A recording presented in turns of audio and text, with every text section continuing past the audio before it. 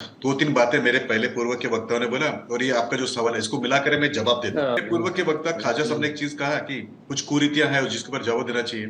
जी। तो देखिए, एक बात मैं आपको बताना चाहता हूँ कि जैसे हिंदू समाज में पहले सती प्रथा का एक कुव्यवस्था थी। उसके बाद बाल विवाह था, जी, पर्दा होता उसका था, ज़िक्र किया हमने। जी। है ना? तो ये सब के ऊपर जैसे-जैसे नियम बने, उसके तो समाज को समझाया गया। तो जी। पहले उसका विरोध भी हुआ होगा, कोई साथ में भी चला होगा, हुँ। लेकिन समाज साथ में चलता गया। आज तक आप देखेंगे कि 3-4 जो मेजरमेंट होते हैं। एक होती है व्हाट इज़ द एज। तो हुँ। हिंदू समाज में अगर आपने देखा हो तो एज जो है महिलाओं की वो बढ़ गई है। हुँ, हुँ। दूसरा होता है कि good days, not the ill days, यानी हुँ। जो आप बीमार कम रहना और ज़्यादा स्वस्थ रहना, ये होने लगा। तीसरी बात जो है उसके अंदर कि सुखी रहना, हैप्पी रहना।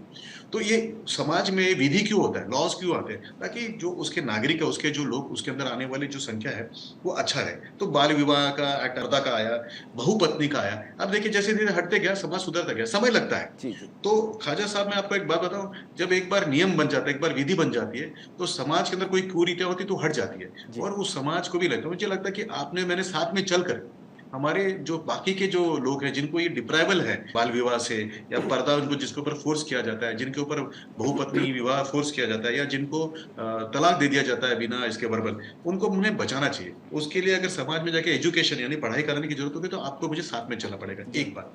नंबर 2 बात, विजय जी जो आपका सवाल था कि क्या ये कास्ट सेंसस के खिलाफ है? कास्ट सेंसस एक अलग बात है। उनकी पार्टी जो थी, कई दशक तक देश में राज करती थी। मुझे लगता है कि सामाजिक न्याय और धर्मनिरपेक्षता ये तो अलग-अलग चीज़ है, कि कास्ट बेस्ड रिजर्वेशन होना चाहिए कि नहीं चाहिए, इसका एक अलग डिबेट आप एक कार्यक्रम करिए, मैं ज़रूर आऊँगा। जी।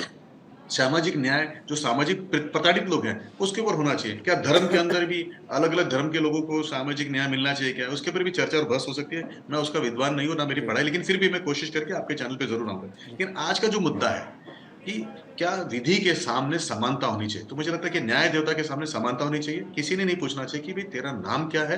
तेरा धर्म क्या है? जी। जो फ़ायदा, जो प्रोटेक्शन मेरा है, वही फ़ायदा और वही प्रोटेक्शन आपका होना चाहिए। जी। तो ड्यूटीज़ एंड रिस्पॉन्सिबिलिटीज़ आपके कर्तव्य हुँ। और आपकी जो जवाबदारी है और जी। साथ में जो आपको मिलने वाले अधिकार है, वो सब समान होने चाहिए, तभी तो धर्मनिरपेक्ष होगा। नहीं तो जो आर्टिकल 42 का जो अमेंडमेंट आया, जो कॉन्स्टिट्यूशनल अमेंडमेंट आया 42 जो, जी। वो पूरा डिफाई हो जाएगा कि भई ठीक है। हमने कह तो दिया कि धर्मनिरपेक्ष, लेकिन क्या वो धर्मनिरपेक्ष केवल एक शब्द है क्या जी, जी। शब्दकोश का?